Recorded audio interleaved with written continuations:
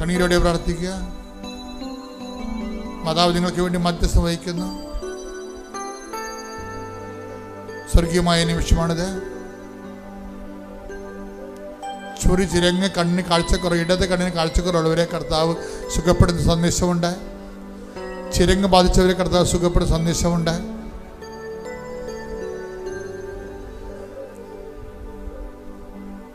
പല്ലുകളുടെ ചുവടുകൾ ദ്രവിച്ചു പോവുകയും അടന്നു പോവുകയും ചെയ്യുന്ന രോഗമാണ്. കർത്താവ് സ്പർശിക്കുന്ന സന്ദേശമുണ്ട്.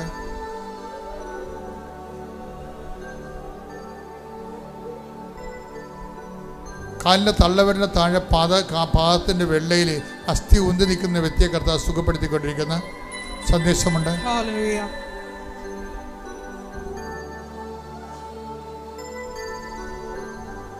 മൗനമായി പ്രാർത്ഥിക്കട്ടെ. എല്ലാവരും പ്രാർത്ഥിക്കട്ടെ. നീ എന്തിനു വേണ്ടിയാണ് കൃപാസനത്തിന് മണ്ണിൽ മാതാവ് നിന്നെ കാല് ചവിട്ടിയത്? ആ ദൈവവേദലെ ആ വിഷയം ഇപ്പം മാതാവ് വഴി ഈശോയ്ക്ക് സമർപ്പിക്കേണ്ട സമയമാണ്. പ്രാർത്ഥിക്കുക. ഞവണിക്കായപ്പോൾ ചുരുണ്ടുപോയ ആൾക്കാരുണ്ട്. വീട്ടിലെന്തോ മരണം സംഭവിച്ചതിൻ്റെ പേരിൽ, എന്തോ ആക്ഷേപം സംഭവിച്ചതിൻ്റെ പേരിൽ ആൾക്കാർ കളിയാക്കുമെന്ന് വിചാരിച്ചുകൊണ്ട് പുറത്തിറങ്ങാത്ത വ്യക്തികളുണ്ട്. ഡിപ്രഷൻ രോഗികളെ കർത്താവ് സുഖപ്പെടുത്തിക്കൊണ്ടിരിക്കുന്ന ഹൃദയത്തെ കർത്താവ് സ്പർശിക്കുന്നുണ്ട്.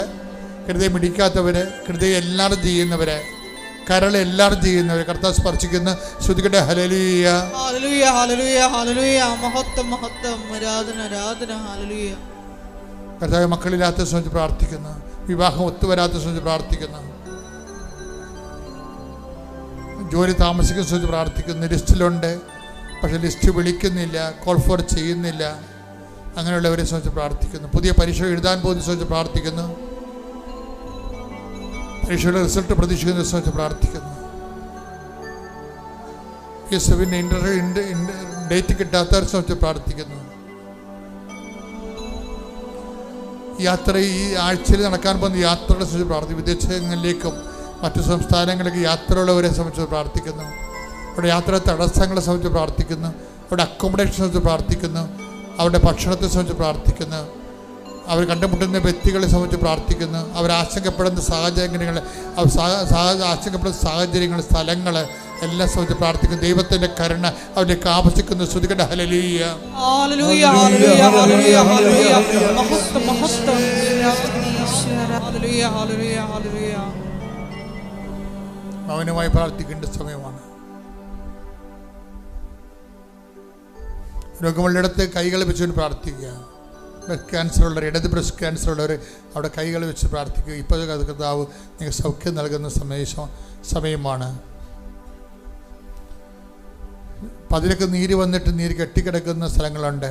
അങ്ങോട്ടും ഇങ്ങോട്ടും കൈ ചലിപ്പിക്കാനും അവയവങ്ങൾ ചലിപ്പിക്കാൻ പറ്റാതിരിക്കുന്ന രീതിയിൽ ഉള്ള സ്ഥലങ്ങളുണ്ട്. അവിടെ എല്ലാം കൈകൾ വെച്ചുകൊണ്ട് വിശ്വാസപ്രമാണം ചൊല്ലിക്കൊണ്ട് പ്രാർത്ഥിക്കട്ടെ. നിങ്ങൾക്ക് സമയത്ത് സാക്ഷ്യം പറയാൻ കഴിയും.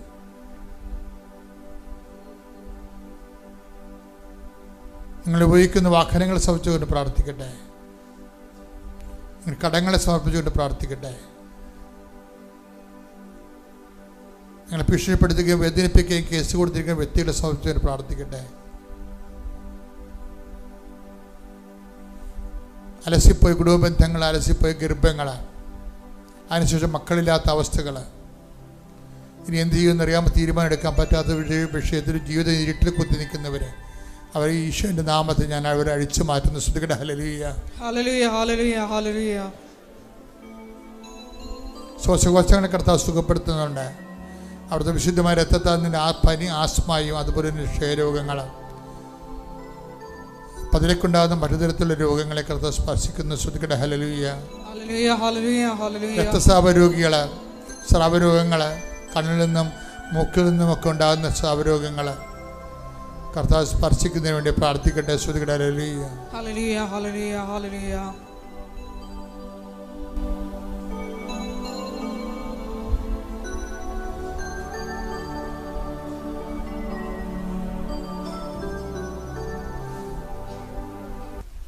വ്യക്തിപരമായ ആവശ്യങ്ങൾക്ക് മൗനമായി പ്രാർത്ഥിക്കുക. സമാപന പരിശുദ്ധ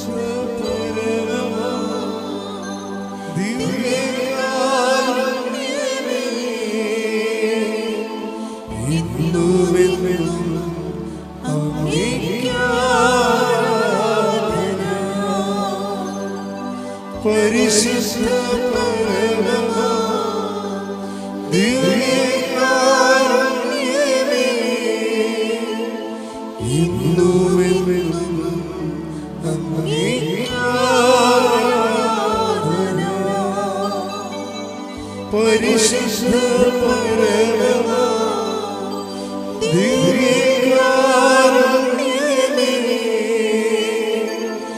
ഇന്നുമെന്നും അങ്ങേക്ക് ആരാധന. ആവേ ആവേ ആവേ മരിയ, ആവേ ആവേ. അടയാളം കൊണ്ട് വചനം. അതാ 16-20 എടുത്ത് ശ്രുതിക്കട്ടെ. ഹല്ലേലൂയ ഹല്ലേലൂയ ഹല്ലേലൂയ. യേശുവേ നന്ദി. ഹല്ലേലൂയ ഹല്ലേലൂയ ഹല്ലേലൂയ. മർക്കോസ് 16:20. അവർ എല്ലായിടത്തും പോയി പ്രസംഗിച്ചു. അവർ എല്ലായിടത്തും പോയി പ്രസംഗിച്ചു. കർത്താവ് അവരോട് കൂടെ പ്രവർത്തിക്കുകയും അടയാളങ്ങൾ കൊണ്ട് വചനം സ്ഥിരീകരിക്കുകയും ചെയ്തിരുന്നു. അപ്പൊ രണ്ട് കാര്യങ്ങളാണ് ഉള്ളത്. അപ്പൊ നമ്മളെ സംബന്ധിച്ചിടത്തോളം ഇപ്പൊ നിങ്ങളെ ഒരു ഇടവപ്പള്ളി മാത്രം കൊടുക്കുന്ന ആൾക്കാരുണ്ട് പത്രം. ഇപ്പൊ ചില ആൾക്കാരോട് സാക്ഷ്യം പറഞ്ഞിരിക്കുന്നത് ഞാൻ ഇടവപ്പള്ളി പത്രം കൊടുപ്പ് നിർത്തിയെന്നാണ് പറഞ്ഞത്. അവിടെ കൊടുക്കാൻ വേറെ ആൾക്കാരൊക്കെ ഉണ്ട്. അതുകൊണ്ട് ഞാൻ എന്ത് ചെയ്യും, ഞാൻ എല്ലാ സ്ഥലങ്ങളിലും പോയി കൊടുക്കും. ഇടവപ്പള്ളി കൊടുക്കണം കുഴപ്പമില്ല. കുർബാനയും കഴിഞ്ഞിട്ട് അവിടെ പോയി എവിടെയെങ്കിലും എന്തെങ്കിലും വെച്ചോട്ട് നിന്നിട്ട് വരുന്ന കൊടുത്താൽ മതിയല്ല, കുഴപ്പമൊന്നുമില്ല. കേട്ടവർ തന്നെ കണ്ടുകൊണ്ടിരിക്കും, കേട്ടോണ്ടിരിക്കും. ഇത് ഞങ്ങൾക്ക് കിട്ടിയതാണെന്ന് പറഞ്ഞാൽ പിന്നെയും കൊടുക്കും അവർക്ക്. എന്താ ഒരു പത്രം നമുക്ക് ഉറഞ്ഞു കിട്ടുമല്ല, മനസ്സിലായല്ലേ? നമ്മൾ ഇടവപ്പള്ളിയിൽ പോയി എവിടെയെങ്കിലും പത്രം കൊടുക്കാൻ നിൽക്കണേ, വല്ല തെങ്ങിൻ ചാരി എവിടെയെങ്കിലും നിൽക്കും, വഴിയും ചാരി നിൽക്കും, റോഡിലേക്ക് പോകുമ്പോൾ പറഞ്ഞാൽ കൊടുക്കും. ഇരിക്കട്ടെന്ന് പറഞ്ഞ് കൊടുക്കുക. എന്താ കാര്യം? നമ്മുടെ കയ്യിൽ നിന്നൊരു പത്രം കുറഞ്ഞു കിട്ടുമല്ലോ. അതാണ് ഇതാ ഒരു യഥാർത്ഥ ഇസ്രായേലിൽ ഇവനിൽ കാപട്യം. അപ്പം തന്നെ നിന്റെ കടുത്ത തീരുമാനമായില്ലേ? ഒരു പത്രം കിട്ടിയവന് പിന്നെ ഒരു പത്രം കൊടുക്കുമ്പോൾ നിന്റെ ഉദ്ദേശം എന്താണ്? അവൻ വായിക്കുകയല്ല ഉദ്ദേശം, നിന്റെ കയ്യിൽ നിന്ന് പത്രം ഒരെണ്ണം കുറഞ്ഞിരിക്കുക എന്നുള്ള ഉദ്ദേശം. അതാണ് പറയുന്നത്. അപ്പോൾ കർത്താവ് പണ്ടേ നീ കർത്താവിന് പണി കൊടുക്കുമ്പോൾ തന്നെ നീ പണി മേടിച്ചുകൊണ്ടിരിക്കുകയാണ്. എന്താ കാര്യം? കർത്താവിൻ്റെ കയ്യിലുള്ള സംഭവം എന്താണ്? ഇതാ ഒരു യഥാർത്ഥ ഇസ്രായേലിൽ ഇവനിൽ കാപട്യമില്ലെന്നാണ്. ഉടമ്പടി എടുത്ത് ഇരിക്കുക. പിന്നെ എന്താ ഇങ്ങനെ സംഭവിച്ചതെന്ന് നമ്മുടെ വീട്ടുകാർ തന്നെ ചോദിക്കും. എന്തുകൊണ്ടാണ്? നമ്മളെ പിഴപ്പിക്കാൻ വേണ്ടി ചോദിക്കണാണേ. അമ്മ തന്നെ ചോദിക്കും, അമ്മായിയമ്മയും ചോദിക്കും. നീ ഉടമ്പടി എടുത്താനല്ല, പിന്നെ നിനക്ക് എന്താ ഇങ്ങനെ സംഭവിച്ചെന്ന് ചോദിക്കും. ചെറുപ്പം ഞാൻ അന്നേ പറഞ്ഞല്ലേ, അപ്പോഴേ പറഞ്ഞില്ലേ എന്ന് പറഞ്ഞത്. അപ്പം ഇങ്ങനെ ഓരോ കാര്യങ്ങൾ പറഞ്ഞ് നമ്മളെ മടുപ്പിക്കുമ്പോൾ നമ്മൾ എന്ത് ചെയ്യും? നമ്മൾ പ്രവർത്തനം മന്ദഗതിയിലാക്കും. മടുപ്പും മന്ദതയും ഉണ്ടാവും. ശരിക്കും പറഞ്ഞാൽ നമ്മൾ ഏറ്റവും ഉശിരോടെ പ്രവർത്തിക്കേണ്ടത് എപ്പോഴാണ്? ഏറ്റവും കൂടുതൽ മോശം കാലാവസ്ഥയിലാണ് നല്ലവണ്ണം പ്രവർത്തിക്കേണ്ടത്. ഏറ്റവും മോശം കാലാവസ്ഥ. നമ്മൾ നല്ല റിയലായിട്ടുള്ള ആൾക്കാരാണ്, ഹിപ്പോക്രസി അല്ല, യഥാർത്ഥ വിശ്വാസിയാണ് എന്ന് ദൈവത്തെ ബോധ്യപ്പെടുത്തുന്ന എപ്പോഴാണ്? നമ്മൾ മോശം കാലാവസ്ഥയിലും നല്ലതുപോലെ പ്രവർത്തിക്കുമ്പോഴാണ്. മോശം കാലാവസ്ഥയിലും അങ്ങനെ ഒത്തിരിയേറെ സാക്ഷ്യങ്ങളുണ്ട്. അവർ മോശം കാലാവസ്ഥയിലൂടെ കടന്നു പോണത്, പക്ഷേ അവരെ ദൈവത്തോടുള്ള ഉത്തരവാദിത്തത്തിന് ഒരു കുറവും വരുത്തത്തില്ല. പ്രാർത്ഥിക്കുക. കർത്താവ് ദൈവമേ, അങ്ങയുടെ കൃപയാൽ ഉടമ്പടി ജീവിതം സത്യസന്ധമായി സുവിശേഷ സാക്ഷ്യമായി ജീവിക്കുവാൻ എന്നെ സഹായിക്കണമേ. ശ്രദ്ധിക്കട്ടെ. ഹല്ലേലൂയ.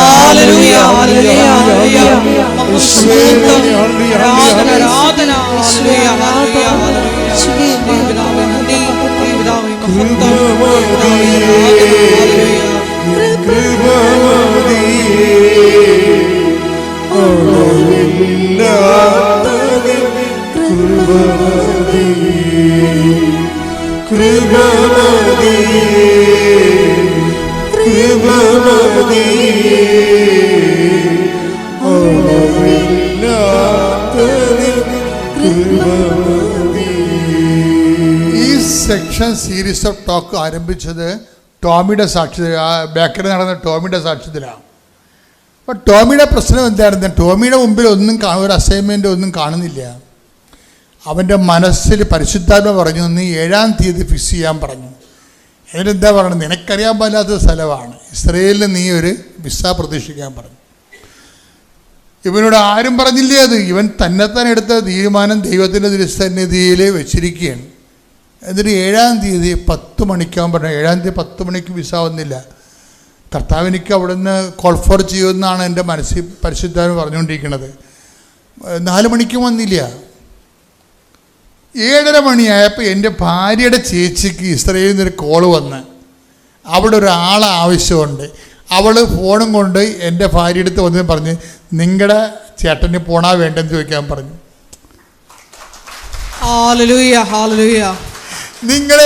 നിങ്ങളെ ഈ ടോമി എന്നൊക്കെ പറഞ്ഞ ഒരാൾ മാത്രമേ ലോകത്തുള്ളെന്ന രീതിയിലാണ് ദൈവം ജീവിക്കണത്.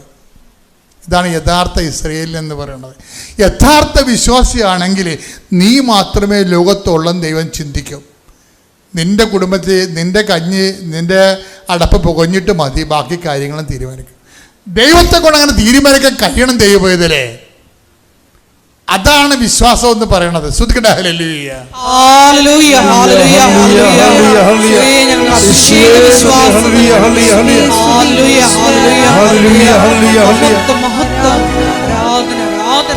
പരിശുദ്ധ പരമദിവ്യകാരുണ്യത്തിന്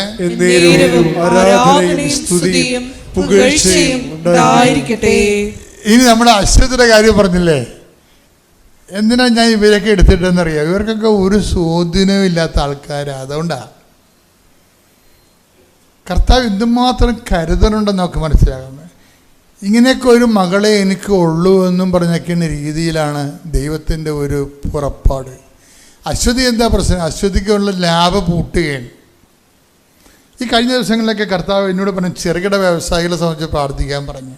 ചെറുകിട വ്യവസായികൾ. ഇപ്പോൾ ഞാൻ ഈ കുർബാനയൊക്കെ ചെയ്യുമ്പോഴൊക്കെ ഞാൻ ചെറുകിട വ്യവസായികളെ ഓർക്കും. ചെറുകിട വ്യവസായം എന്നൊക്കെ പറഞ്ഞില്ലേ, കൊച്ചു കൊച്ചു കാര്യങ്ങളൊക്കെ ഉണ്ട്. പന്നി വളർത്തിയും ആട് വളർത്തിയൊക്കെ ജീവിക്കുന്ന ആൾക്കാരില്ലേ. ചെറിയ ഹോൾസെയിൽ കട, ചെറിയ ബേക്കറി കട, ഇങ്ങനെ കൊണ്ട് ജീവിക്കുന്ന കുറേ മനുഷ്യരുണ്ട്. അതായത് ഇപ്പോഴത്തെ ഒരു ഇക്കോണമിക് സിസ്റ്റത്തിൽ ഇവർ ശരിക്കും ശ്വാസം മുട്ടണുണ്ടായി. ഗവൺമെൻറ് സത്യസന്ധമായ ജനകീയ ഗവൺമെൻറ്, ഇപ്പോൾ മോഡി ആയാലും പിണറായി ആണെങ്കിലും ഈ ഇടത്തരം വർഗക്കാരാണ് ശരിക്കും പറഞ്ഞാൽ അവർ അഭിവൃദ്ധിപ്പെടുമ്പോഴാണ് രാജ്യം അഭിവൃദ്ധിപ്പെടുന്നത്. ഇടത്തരം കർഷകരായാലും ശരി, ഇടത്തരം കച്ചവടക്കാരായാലും ശരി, അവരൊരു അഭിവൃദ്ധിപ്പെടുമ്പോഴാണ് നമുക്ക് മനസ്സിലാകുന്നത് രാജ്യം അഭിവൃദ്ധിയിലാണെന്ന്. അവർ ആത്മഹത്യ മൂഡിലാണെങ്കിൽ രാജ്യം ആത്മഹത്യ മൂഡിലാണെന്ന് ഇവർ മനസ്സിലാക്കുന്നതാണ് ശരിക്കും. ഇപ്പം കർത്താവിനോട് പറഞ്ഞത് ഇടത്തരം ആൾക്കാർക്ക് വേണ്ടി പ്രാർത്ഥിക്കാൻ. വലിയ സ്വാധീനമൊന്നും ഇല്ലാത്ത, അവർക്ക് എവിടെയെങ്കിലും മുങ്ങിപ്പോയാൽ ആരും പൊക്കിയെടുക്കാൻ ഇല്ലാത്ത ആൾക്കാരില്ലേ, ഇനി അവരൊന്ന് സ്തുതിച്ച് സമർപ്പിച്ച് പ്രാർത്ഥിക്കട്ടെ. ശ്രുതിക്കട്ടെ ഹല്ലേലൂയ. എല്ലാ ഉപജീവന മാർഗങ്ങളെയും സംവിധാനങ്ങളെയും ആരാധനയിലൂടെ പ്രത്യേകമായിട്ട് നീ കൃപ ചൊരിയണമേ എന്ന് പ്രാർത്ഥിക്കുന്നു. Hallelujah, hallelujah. അപ്പം അശ്വതിയുടെ ലാബിൽ ആരും വരണില്ല. ഒന്നാമത്തെ അത് ഉള്ളിലോട്ട് മാറി നിൽക്കണതാണ്, ആരും കാണത്തില്ല. അതാണ് വിഷയം. ഇപ്പം ലാഭം ഇതുപോലെ ബേക്കറി പോലെ പൂട്ടാൻ പോവുകയാണ്. അപ്പം അശ്വതി വന്ന് മാതാവിൻ്റെ അടുത്ത് കുറേ നേരം ഇരിക്കും. എന്തിയാക്കി ഈ ഉടമ്പടിയെക്കുറിച്ചൊക്കെ ധാരണയില്ലാത്ത കാരണം ഇവിടെ വന്നിരുന്ന് മാതാവിൻ്റെ അടുത്ത് കുറച്ച് കണ്ണീരിട്ടും പോകും. അത് ആൾക്കാർ ചില ആൾക്കാരൊക്കെ ചെയ്യണം അങ്ങനെയാണ്. ഇവിടെ വന്ന് ആദ്യമൊക്കെ ഈ ആൾക്കാരുടെ ബഹളം കാണുമ്പോൾ എന്ത് ചെയ്യണം, ആരോട് ചോദിക്കണം എന്നൊക്കെ അറിയാൻ പറ്റാതെ അവർ അന്തളിച്ച് പോകും. അവർ വന്നിരുന്ന് ഇത്തിരി കണ്ണീരിട്ടും പോകും. പക്ഷെ മാതാവ് അവരുടെ കൂടെ പോകും. അതാണ് കുഴപ്പം. അപ്പോൾ അവൾക്ക് തോന്നി എന്നാൽ പിന്നെ ഉടമ്പടി എടുത്തേക്കാൻ തോന്നി. ഉടമ്പടി എടുത്തു കഴിഞ്ഞിട്ട് ഇവർക്കുള്ള ഒരു ജ്വരം എന്ന് പറയണത് എപ്പോഴും സാക്ഷ്യം കേട്ടുകൊണ്ടിരിക്കും. സാക്ഷ്യം എന്ന് പറയണമെന്ന് വെച്ച് കഴിഞ്ഞാൽ വാതിലുകളാണ്. നിൻ്റെ ഒരു വാതിൽ ആ സാക്ഷ്യത്തിൽ എവിടെയെങ്കിലും ഉണ്ടാവും. ഏതെങ്കിലും ഒരു സാക്ഷ്യത്തിൽ ആ വാതിൽ തുറന്ന് കർത്താവ് നിൻ്റെ അടുത്തേക്ക് വരും, അല്ലെങ്കിൽ ആ വാതിൽ തുറന്ന് നീ കർത്താവിൻ്റെ അടുത്തേക്ക് പോകും. രണ്ടിലൊന്ന് സംഭവിച്ചിരിക്കും. സാക്ഷ്യത്തിൻ്റെ ഗുണം അതാണ്. അപ്പോൾ അശ്വതിക്ക് തോന്നി ബാങ്കിൽ പോയി ലോൺ ചോദിക്കണമെന്ന് തോന്നി. സത്യം പറഞ്ഞാൽ അവിടെ ഈ ലാഭം അവിടെ കെട്ടിടം കണ്ട ഒരു മനുഷ്യൻ ലോൺ കൊടുക്കത്തില്ലേ? കാണാൻ പറയാം. നമുക്കാരാണ് ലോണ് തരണത്? പാപി ചെന്നിടം പാതാളം എന്ന് പറഞ്ഞ പോലെ ഓരോരുത്തരും ആൾക്കാർ മനസ്സിടിഞ്ഞ് കിടപ്പുണ്ടേ. അശ്വതി അങ്ങനെ ഒരു സംഭവമായിരുന്നു. പക്ഷെ ഉടമ്പടി എടുത്തപ്പോൾ ഇവർ എംപവറായി. ഇവർക്ക് ഏത് മാനേജറിൻ്റെ അടുത്തും പോയി ചോദിക്കാനുള്ള ചങ്കൂറ്റം മാതാവ് കൊടുത്തു. മാതാവിന് പണ്ട് ചങ്കൂറ്റമുള്ള കൂട്ടത്തിലുള്ളതാണ്. അതുകൊണ്ടല്ല ഒരു കുറേ ഇറച്ചിയുടെ മകൻ്റെ ചോര ചവിട്ടി ആള് തല പോകഞ്ഞ് താഴെ പോകാതെ മര്യാദക്ക് നിൽക്കണ കണ്ടില്ലേ? 3 മണിക്കൂറാണ് നിന്നത്. കുരിശിൻ്റെ ചുവട്ടിൽ ആ മാതാവ് നിന്നത് 3 മണിക്കൂറാണ്. ഇത്തിരി കൂടിയ പുള്ളിയാണ്. അപ്പം ആ ആളിൻ്റെ ഒരു ആത്മീയ ആവേശനം വന്നു കഴിഞ്ഞാൽ നിനക്ക് ആത്മധൈര്യം ഉണ്ടാവും. ഉടനെ എല്ലാം ഇതേ ബാങ്കിൽ സബ്മിറ്റ് ചെയ്യാൻ പറഞ്ഞു. ലോൺ പാസ്സാക്കി തരാമെന്ന് പറഞ്ഞു. ഞങ്ങൾ മാതാവിന് നന്ദി പറഞ്ഞു. ഞാൻ ആ ക്യാബിനിൽ ഇരുന്ന് കൊണ്ട് കരഞ്ഞു. ചെറുപ്പം മുതൽ മാതാവിൻ്റെ കൊന്ത ജപിച്ചും നല്ല കാര്യങ്ങൾ ചെയ്തും തെറ്റുകളിൽ പോവാതും ജീവിച്ച എന്നെ ഒരിക്കൽ പോലും കൈവിട്ടിട്ടില്ല. അതിനിടയ്ക്ക് എൻ്റെ മാരേജിൻ്റെ സമയം മുതൽ ഒരുപാട് സഹനങ്ങളിലൂടെ എന്നെ കടത്തിവിട്ടു. അതെല്ലാം ഞാൻ സഹിച്ചതാണെന്ന് മാതാവിനറിയാം. ഞങ്ങൾ അവിടെ നിന്ന് നേരെ വീട്ടിലേക്ക് വന്നു, ബാങ്കിൽ വന്നു. ഡോക്യുമെൻ്റ് എല്ലാം സബ്മിറ്റ് ചെയ്തു. അവർ പറഞ്ഞു പോയിക്കോളാൻ പറഞ്ഞു. July 15 last day.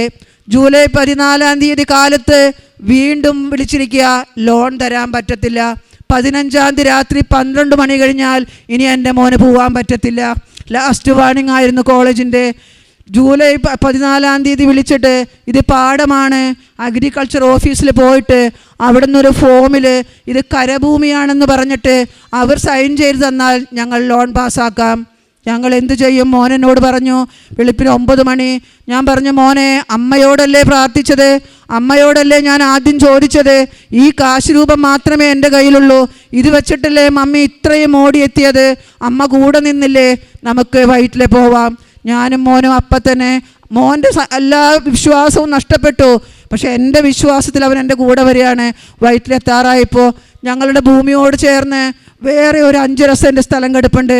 അവരെ വിളിച്ചിട്ട് ചോദിച്ചു, നിങ്ങൾക്ക് ഇത് പാടം എന്നുള്ളത് കരഭൂമിയായി കൺവേർട്ട് ചെയ്ത് കിട്ടിയോ? ഉടനെ എന്നോട് പറഞ്ഞു, ചേച്ചി ഇപ്പോഴൊന്നും അത് കിട്ടത്തില്ല, ഫോം 5 ഫോം 6 ഇതൊക്കെ ഫില്ല് ചെയ്ത് 1 വർഷത്തോളം എടുക്കും, അത് നമ്മുടെ ഭൂമിയിൽ അത് കരഭൂമിയായിട്ട് കിട്ടണമെങ്കിൽ ചേച്ചി പോകണ്ടെന്ന് പറഞ്ഞു. എൻ്റെ മോൻ പറഞ്ഞു, കേട്ടില്ലേ മമ്മി, വീട്ടിലേക്ക് തിരിച്ചു പോവാം. ഞാൻ പറഞ്ഞു, നമ്മൾ വൈറ്റില ജംഗ്ഷൻ വരെ എത്തിയില്ലേ, മാതാവിൻ്റെ കാശ് രൂപം എൻ്റെ കയ്യിലുണ്ട്, അവിടെ കയറി ചോദിച്ചിട്ട് പോവാമെന്ന് പറഞ്ഞു. അവനെ കൂട്ടി ഞാൻ അവിടെ ചെന്നു. അവിടുത്തെ സാറിനെ കണ്ടു. സാറ് പറഞ്ഞു, 6 മാസം പോലും എടുത്താൽ പോലും കിട്ടാത്തതാണോ നിങ്ങൾ ഇപ്പോൾ നിങ്ങൾക്ക് കിട്ടണമെന്ന് പറയണേന്ന് ചോദിച്ചിട്ട് ഞങ്ങളെ റിജക്റ്റ് ചെയ്തു. ഉടനെ ഞാൻ മാതാവിൻ്റെ കാശ് രൂപം മുറുകെ ഒന്നുകൂടെ പിടിച്ചു. അടുത്തിരുന്ന സാറിൻ്റെ അടുത്ത് ചോദിച്ചു, സാറേ എന്തെങ്കിലും ചെയ്യാൻ പറ്റുമോ? നാളെ രാത്രി 12 മണി കഴിഞ്ഞാൽ എൻ്റെ മോൻ ഈ വർഷം ഇനി പഠിക്കാൻ പോകാൻ പറ്റത്തില്ല എന്ന് പറഞ്ഞു. നിങ്ങളൊരു കാര്യം ചെയ്യ്, നിങ്ങളുടെയും കുട്ടികളുടെയും പേരിൽ കരടച്ച റെസിപ്റ്റ് ഉണ്ടോ എന്ന് ചോദിച്ചു. ഞാൻ പറഞ്ഞു ഉണ്ട്. നിങ്ങൾ അതുമായിട്ട് ഗവൺമെൻറ്റിൻ്റെ ഒരു പ്രിൻ്റ് എടുക്കുന്ന സ്ഥലമുണ്ട് താഴെ, അവിടെ ചെല്ലാൻ പറഞ്ഞു. ഞാൻ ആ കാശ് രൂപവും എൻ്റെ കരടച്ച റെസിപ്റ്റുമായിട്ട് അവിടെ ചെന്നു. അതിന് കൊടുക്കുന്നതിന് മുന്നേ തന്നെ ഈ കാശ് രൂപം കരമടച്ച റെസിപ്റ്റിൽ ഞാൻ നന്നായി പൊതിഞ്ഞു. എന്നിട്ട് ഞാൻ പ്രാർത്ഥിച്ചു, ഇതുവരെ എത്തിച്ചിട്ട് നാളെ ലാസ്റ്റ് ഡേയിൽ നീ എന്നെ കൈവിടുമോ? അവനാണെങ്കിൽ പപ്പയില്ല, ഞാൻ മാത്രമേ ഉള്ളൂ അവന് ഇവിടെ വരെ എത്തിച്ചത്. അതുകൊണ്ട് മാതാവേ, നീ തന്നെ ഇതിലിടപെടണം, ഇതിനെ ഒരു സൊല്യൂഷൻ നീ തന്നെ എനിക്ക് തരണം, എന്നിട്ടേ ഞാൻ ഇവിടുന്ന് പോകുമെന്ന് പറഞ്ഞു. കരടച്ച റെസിപ്റ്റ് പൊതിഞ്ഞത് കാശ് രൂപം മാറ്റിയിട്ട് ഞാൻ പ്രിൻ്റ് എടുക്കാൻ കൊടുത്തു. പ്രിൻ്റ് എടുത്ത് അവർ തരുമ്പോൾ 10-250 പേരുടെ പേരുണ്ട്, പക്ഷെ ഞങ്ങളുടെ പേര് അതിലില്ല. എൻ്റെ ഞാനും മോനും മാറി മാറി പലവട്ടം നോക്കി, ഞങ്ങളതിൽ കണ്ടില്ല. മോൻ പറഞ്ഞു, അമ്മയ്ക്ക് തൃപ്തിയായില്ലേ? എൻ്റെ കണ്ണീര് വാർന്നൊഴുകാൻ തുടങ്ങി. മാതാവിനോട് ഞാൻ ചോദിച്ചു, ഞാൻ ഇതും പൊതിഞ്ഞു പിടിച്ചതും നീ റിജക്റ്റ് ചെയ്തോ? ഞാൻ നേരെ അവിടെ നിന്ന് അതുമായിട്ട് വന്ന് ആ പ്രിൻ്റിൽ വീണ്ടും മാതാവിൻ്റെ രൂപം ഞാൻ പൊതിഞ്ഞു പിടിച്ച് പ്രാർത്ഥിച്ചു. എൻ്റെ അവസാനത്തെ പൊതിഞ്ഞു പിടിക്കലാണ്, ഇനി ഞാൻ നിന്നെ വിളിക്കില്ല. അത് തിരിച്ച് ഞാൻ കൊണ്ടുവന്ന് ആ സാറിന് കൊടുത്തു. പലവട്ടം സാറ് വായിച്ചു, കണ്ടില്ല. വീണ്ടും വായിച്ചു, കണ്ടില്ല. ലാസ്റ്റ് ഏറ്റവും താഴെയായിട്ട് പറയാണ്, 3 തലമുറയ്ക്ക് മുന്നേ ഉള്ളൊരു ഭൂമിയിൽ നിങ്ങളുടെ സർവേ നമ്പർ ഉണ്ട്. ടിക്കറ്റ് കാണിച്ചു തന്നു. മാതാവ് വലിയൊരു അത്ഭുതം അവിടെ പ്രവർത്തിക്കുകയായിരുന്നു, അല്ലെങ്കിൽ അത് കിട്ടില്ലായിരുന്നു. മാതാവ് അവിടെ പ്രവർത്തിച്ചില്ലെങ്കിൽ അങ്ങനെ ഒരു സർവേ നമ്പർ ഞങ്ങളുടെ പേരിൽ കിട്ടില്ല. അങ്ങനെ എനിക്ക് ആ ഫോം സൈൻ ചെയ്തു. ഞാനതുമായിട്ട് നേരെ ബാങ്കിലേക്ക് വീണ്ടും അവർ അവിടെ ചെന്നപ്പോൾ പറഞ്ഞു, ഇത് 3 തലമുറയ്ക്ക് മുന്നിലുള്ള പേരിലാണ്, നിങ്ങളുടെ പേര് കാണുന്നില്ല. ഞാൻ ചോദിച്ചു, ഇനി ഞാൻ എന്ത് ചെയ്യണം? എന്താണ് നിങ്ങൾക്ക് ഞാൻ തരേണ്ടത്? വീട് വിറ്റാൽ പോലും നിങ്ങൾക്ക് തരാനുള്ള കാശ് ഞങ്ങളുടെ കയ്യിലുണ്ടല്ലോ, എന്നിട്ടും നിങ്ങൾ എന്താണ് ഞങ്ങൾക്ക് ലോൺ തരാത്തത്? ഇനി ഞാൻ ചീഫ് മാനേജറുടെ അടുത്ത് പോകണോ? അപ്പോഴും അവർ പറയാണ്, വേണമെങ്കിൽ പോയിക്കോളൂ. അന്നൊരു ദിവസമേ എനിക്ക് കയ്യിലുള്ളൂ. ഞാൻ വീണ്ടും മോനെയും കൂട്ടി അവിടെ ചെന്നപ്പോൾ സാറ് കണ്ട ഉടനെ ചോദിച്ചു, ലോൺ പാസ്സായില്ലേ? ഞാൻ പറഞ്ഞു, ഇല്ല സാറേ, ഇന്ന് പാഠമാണെന്ന് പറഞ്ഞു വീണ്ടും അവർ ഞങ്ങളെ വിട്ടു. വീണ്ടും അതിൻ്റെ കോപ്പി ഇങ്ങോട്ട് അയച്ചിട്ടുണ്ട്. പാഠമാണെന്നും പറഞ്ഞ് ഇത്രയും ബ്രില്യൻ്റായൊരു കുട്ടിക്ക് ലോൺ നിഷേധിക്കാൻ പറ്റത്തില്ലെന്നും പറഞ്ഞ് മാമിൻ്റെ അടുത്തോട്ട് ഞങ്ങളെ കൊണ്ടുപോയി. മാമിൻ്റെ അടുത്ത് ചെന്നു മാം സംസാരിച്ചു, ഇത്രയും കാലം നിങ്ങൾ വന്ന ബാങ്കാണിത്, എന്നിട്ടും നിങ്ങൾക്ക് തരാതിരുന്ന ശരിയാവില്ല. അവിടെ മാതാവ് വീണ്ടും അത്ഭുതം പ്രവർത്തിക്കാൻ തുടങ്ങിയെന്ന് എനിക്ക് മനസ്സിലായി. എന്നോട് പറഞ്ഞ്, നിങ്ങൾ വീട്ടിലേക്ക് പോയിക്കോളൂ, വൈകുന്നേരം ആവയ്ക്കും ലോൺ ശരിയാവും, ഫണ്ട് റെഡിയാവുമെന്ന് പറഞ്ഞു. ഞാൻ പറഞ്ഞു, ഞാൻ പോവില്ല. ഇത്രയും ദിവസം നിങ്ങൾ പോവാൻ പറഞ്ഞു, ഞാൻ പോയി. പക്ഷേ ഇന്ന് എനിക്കിനിത് കിട്ടാതെ ഞാനിവിടെ നിന്ന് പോകത്തില്ലെന്ന് പറഞ്ഞു. മോൻ പറഞ്ഞു, മമ്മി വാ നമുക്ക് പോവാം. ഞാൻ പറഞ്ഞില്ല, ഇനി ഇത് കിട്ടിയിട്ടേ ഞാൻ ഇവിടുന്ന് പോകൂന്ന് പറഞ്ഞു. അങ്ങനെ ഞാൻ അത് കഴിഞ്ഞ് അവിടെ കുത്തിരുന്നു. കുറേ കഴിഞ്ഞപ്പോൾ മാം വീണ്ടും പറഞ്ഞു, ഞാൻ ഒത്തിരി വർക്ക് ചെയ്യാനുണ്ട്, ഞങ്ങൾ വിളിച്ചോളാം, നിങ്ങൾ പോയിക്കോളാൻ പറഞ്ഞു. ഞാൻ വീണ്ടും മാതാവിനോട് പറഞ്ഞു, ഞാൻ വീട്ടിലേക്ക് പോവുകയാണ്. രാത്രി 12 മണിക്ക് മുന്നേ ഈ ഫണ്ട് റെഡിയായി. എനിക്ക് ഈ 2 കാര്യങ്ങളും നടത്തി തന്നാൽ ഇന്ന് രാത്രി ഇത് ഫണ്ട് റെഡിയായി രാത്രി ഉറങ്ങുന്നതിന് മുന്നേ എത്ര വൈകിയാലും ഞാൻ ഇവിടെ വന്ന് മാതാവിൻ്റെ മുന്നിൽ പ്രാർത്ഥിച്ച് നന്ദി പറയാതെ ഞാൻ ഉറങ്ങില്ല. ഞാൻ അവിടെ നിന്ന് പോന്നു. വീട്ടിൽ വന്നിരുന്ന് പ്രാർത്ഥന തുടങ്ങി. 1, 2, 3 കൊന്തകൾ എത്തിച്ചു. കറക്റ്റ് 5 മണിയായി. ബാങ്കുകാരടച്ചു പോയി. എൻ്റെ മോൻ ഫ്രണ്ടിൻ്റെ വീട്ടിൽ പോയി. അവൻ നിരാശയായി, മമ്മി ഇനി ഒരു മാതാവും നമ്മളെ രക്ഷിക്കാൻ വരില്ല. രാത്രി 12 മണിക്ക് മുന്നേ ബാങ്ക് ഓപ്പൺ ചെയ്ത് നമുക്ക് തരുമോ എന്ന് ചോദിച്ചു. കിട്ടില്ല. അവൻ പോയി. അവനാകെ വിഷമത്തിലായിരുന്നു, നിരാശയിലായിരുന്നു. പക്ഷെ ഞാൻ രൂപക്കൂടിന് മുന്നിൽ തന്നെ കാശ് രൂപം പിടിച്ചുകൊണ്ടിരുന്നു. 7:45 2 കൊന്ത കഴിഞ്ഞു. പ്രത്യക്ഷീകരണ പ്രാർത്ഥന കഴിഞ്ഞു. സ്വർഗസ്ഥനായ പിതാവെ ചൊല്ലിക്കൊണ്ടിരിക്കുന്ന നേരത്ത് എൻ്റെ മകൻ വിളിക്കുകയാണ്, അമ്മി മെയിൽ വന്നിരിക്കുന്നു, ഫണ്ട് റെഡിയായി. ഞാൻ അവിടെ ഇരുന്ന് കരഞ്ഞു, മാതാവിനോട് നന്ദി പറഞ്ഞു. നിന്നോട് ആലോചന ചോദിച്ചിട്ടാണല്ലോ ഞാൻ പോയത്, നീ എന്നെ ഉപേക്ഷിക്കില്ലെന്ന് എനിക്ക് ഉറപ്പായിരുന്നു. ഇതാ ഫണ്ട് റെഡിയായി, ഞാനും മോനും നിൻ്റെ അടുത്തോട്ട് വരികയാണ്. രാത്രി 10 മണി എൻ്റെ ബ്രദറിനെ വിളിച്ച് ഞാൻ പറഞ്ഞു, ചേച്ചിയോട് പറഞ്ഞു, ഫണ്ട് റെഡിയായി. മാതാവ് അത്ഭുതം വീണ്ടും മാതാവ് അത്ഭുതം നടത്തി തന്നു. അവൻ പറഞ്ഞു, ഈ രാത്രിയിൽ നിങ്ങൾ പോവണ്ട, നാളെ കാലത്ത് പോവാം. ഞാൻ പറഞ്ഞു, ഞാൻ ചതി ചെയ്യില്ല, മാതാവിന് ഞാൻ കൊടുത്തൊരു വാക്കാണ്. രാത്രി ഞാൻ ഉറങ്ങുന്നതിന് മുന്നേ മാതാവിനെ കണ്ട് ഈ അത്ഭുതം പറഞ്ഞ് നന്ദി പറയാതെ പോരില്ലെന്ന്. ഞാനും മോനും 11 മണി ഇവിടെ വന്നു, ഗേറ്റ് ലോക്ക് ചെയ്തു. സെക്യൂരിറ്റിയോട് ഞാൻ പറഞ്ഞു, എനിക്ക് മാതാവിനെ കണ്ട് പ്രാർത്ഥിക്കണം, 2 അത്ഭുതങ്ങൾ നടത്തി തന്നതാണ് ഇന്നൊരു ദിവസം കൊണ്ട്, അല്ലാതെ ഞാൻ ഇവിടുന്ന് പോവില്ല. നിങ്ങൾ എന്ത് പറഞ്ഞാലും ഗേറ്റ് തുറന്ന് തരത്തില്ല. ഞാൻ പറഞ്ഞു, ഞാൻ ഇവിടെ കിടക്കും, ഞാൻ പോവില്ല എന്ന് പറഞ്ഞു. അങ്ങനെ സെക്യൂരിറ്റി എൻ്റെ കടുപിടുത്തത്തിന് വഴങ്ങി അകത്ത് പോയി. 5 മിനിറ്റ് കഴിഞ്ഞ് വന്നിട്ട് പറഞ്ഞു, അമ്മയും മകനും കയറി പ്രാർത്ഥിച്ചോളാൻ പറഞ്ഞു. ഞാനും മോനും മാതാവിൻ്റെ മുന്നിൽ കണ്ണീരൊഴുക്കി പ്രാർത്ഥിച്ചു. തന്ന അനുഗ്രഹങ്ങൾക്ക് നന്ദി പറഞ്ഞു. കാരണം ഇത്രയേറെ അത്ഭുതങ്ങൾ ആദ്യം മുതലേ അവസാനം വരെ തന്നെ എന്നെ അനുഗ്രഹിച്ച മാതാവിനോടല്ലാതെ ആരോടാണ് ഞാൻ നന്ദി പറയുക? തിരുക്കുമാരനും മാതാവിനും 1000 നന്ദി പറഞ്ഞു. ഞാനും മോനും കരഞ്ഞു പ്രാർത്ഥിച്ചു. ഇവിടുന്ന് പുറത്തോട്ട് ഇറങ്ങി. മറ്റൊരത്ഭുതം, കാർ ക്രോസ് ചെയ്ത് എറണാകുളം സൈഡിലേക്ക് എൻ്റെ മോൻ എടുത്തതാ. ഒരു സൈഡിൽ നിന്ന് വരുന്ന വമ്പൻ ട്രക്ക് അവൻ കണ്ടു. കാർ അവൻ നടുക്കെത്തിയപ്പോൾ നിർത്തി. അപ്പുറത്ത് നിന്ന് വന്ന ട്രക്ക് അവൻ കണ്ടില്ല. ഞാൻ പറഞ്ഞു, മോനെ എന്ന് വിളിച്ചു. അവൻ ഗ്ലാസിൻ്റെ മുകളിലൂടെ അമ്മേ എന്നൊരു വിളി വിളിച്ചു. ആ 2 ട്രക്കുകളും സ്വിച്ചിട്ട പോലെ കാറിൻ്റെ തൊട്ട് ഫ്രണ്ടിൽ അവിടെ നിന്നു. അങ്ങനെ മാതാവ് ഒരു അനുഗ്രഹം കൂടെ ഈ പള്ളിക്ക് മുന്നിൽ വെച്ച് തന്നെ നടത്തി തരികയായിരുന്നു. അങ്ങനെ ഞങ്ങൾ അവിടെ ചെന്നു. വീട്ടിൽ ചെന്ന് പോകാനുള്ള പ്രൊസീജിയർ തുടങ്ങി. സന്തോഷമായി. കാര്യങ്ങളെല്ലാം മുന്നോട്ട് പോയി. അപ്പോഴും മാതാവ് അടുത്ത പരീക്ഷണം, ഞാൻ മോന് കൊണ്ടുപോകാനുള്ള കുറച്ച് ചമ്മന്തിപ്പൊടി തയ്യാറാക്കാൻ അടുക്കളയിൽ നിൽക്കുകയാണ് സമയത്താണ് പ്രസവ വേദനയെക്കാളും ഭീകരമായൊരു വേദന എൻ്റെ റൈറ്റ് സൈഡിൽ നിന്ന്. ഞാൻ ഒരിക്കലൊരു സാക്ഷ്യം കേട്ടിരുന്നു. ഒരു ഡോക്ടറുടെ കിഡ്നി സ്റ്റോൺ വന്നിട്ട് പ്രസവ വേദനയെക്കാളും അപാരമായൊരു വേദന അനുഭവിച്ച അവരുടെ സാക്ഷി ഞാൻ കേട്ടിരുന്നു. അതുപോലൊരു വേദന എനിക്ക് വന്നു. ഞാൻ മോനെ വിളിച്ചു പറഞ്ഞു, മമ്മിക്ക് ഒട്ടും പറ്റുന്നില്ല